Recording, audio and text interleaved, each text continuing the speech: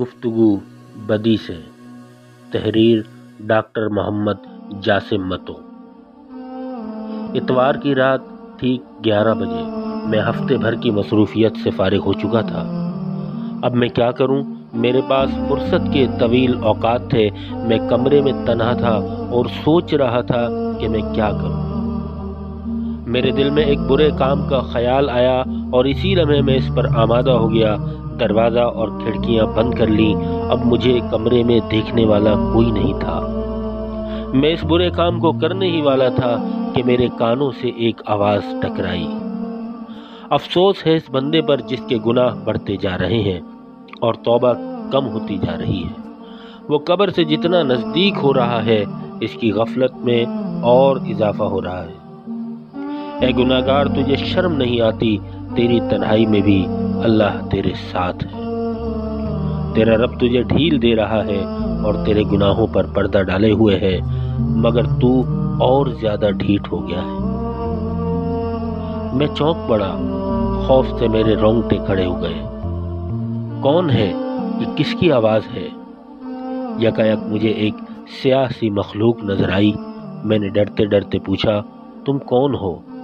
اس نے کہا، میں تمہاری بدی ہوں۔ میں نے کہا، تم رات گئے کیوں آئی ہو؟ بدی نے کہا، میں تمہیں نصیحت کرنے آئی ہوں۔ میں نے کہا، بدی اور نصیحت؟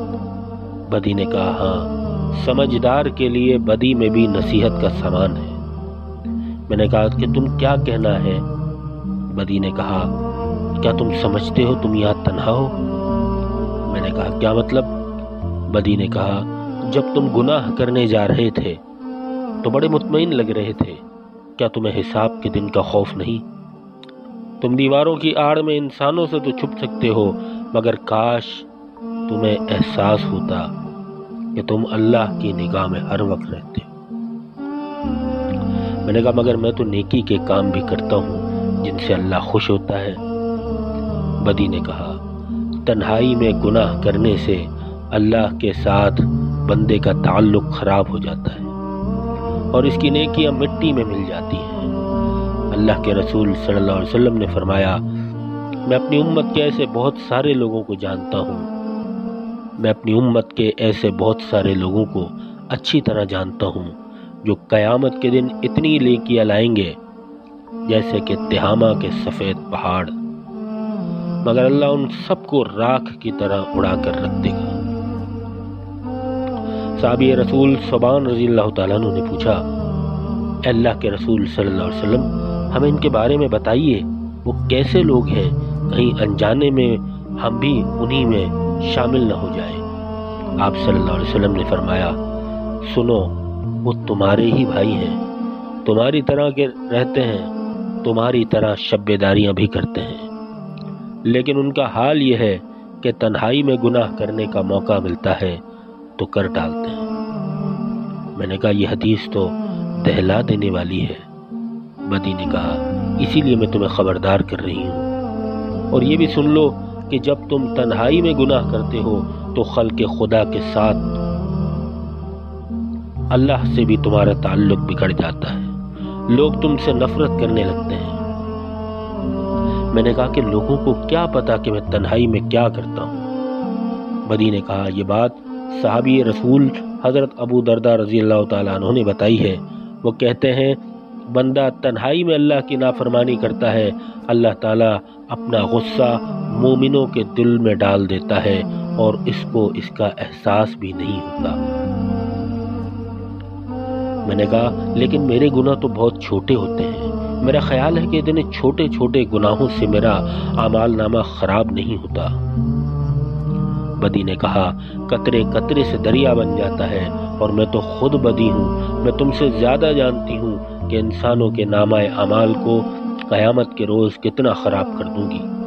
ظاہر ہے چونٹی اپنے گھر کے بارے میں زیادہ جانتی ہے، اونٹ چونٹی کے گھر کے بارے میں اتنا نہیں جان سکتا۔ میں نے کہا کہ یہ باتیں میری سمجھ میں پہلے کیوں نہیں آئی؟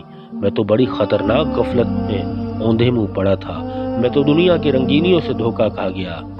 بدی نے کہا، اللہ کے بندے اٹھو، ابھی گنجائش ہے، تم تلافی کر سکتے ہو، مجھے اچھی طرح پہچان لو، میں بدی ہوں، قیامت کے دن ہلاکت کا سبب، بندوں کے بغض و نفرت کی وجہ، نیکیوں سے برکت اٹھانے والی، حافظے اور علم دونوں کے لیے مہلک۔ میں نے کہا اوہ، تو یہ سب کچھ تمہاری ہی وجہ سے ہے۔ بدی نے کہا یہی نہیں، اس سے بھی زیادہ، یہ سمجھ لو کہ ہر بدی دوسری بدی کو جنم دیتی ہے۔ نیکی کا ثواب یہ بھی ہے کہ اس کے بعد دوسری نیکی کی توفیق ملے، اور بدی کی سزا بھی یہ ہے کہ اس کے بعد دوسری بدی سرزد ہو۔ میں نے کہا مگر یہ بتاؤ اب میں کیا کروں؟ میں تو گناہ کا ارادہ کر چکا ہوں، اسے کرنے کے لیے کمرے کا دروازہ اور کھڑکیاں بند کر چکا ہوں، میں یہ گناہ تو درج ہو ہی گیا میری نامۂ اعمال میں۔ بدی نے کہا نہیں، ایسا نہیں ہے، بلکہ بندہ جب بدی کا ارادہ کرتا ہے اور اللہ کے ڈر سے ایسے نہیں کرتا تو اس کے نامۂ اعمال میں ایک نیکی لکھ دی جاتی ہے۔ حدیث قدسی میں ہے، جس نے بدی کا ارادہ کیا مگر اس کا ارتکاب نہیں کیا تو اللہ تعالیٰ اس کے لیے ایک مکمل نیکی اپنے پاس لکھ لیتا ہے۔ اس لیے توبہ کا دروازہ کھٹکھٹاؤ، اپنے کمرے کا دروازہ اور کھڑکیاں بند رہنے دو، کمرے میں اندھیرا کر لو، مگر کس لیے؟ اللہ کی عبادت کے لیے، کیونکہ تنہائی کی بدی کو تنہائی کی نیکی سے مٹایا جاتا ہے۔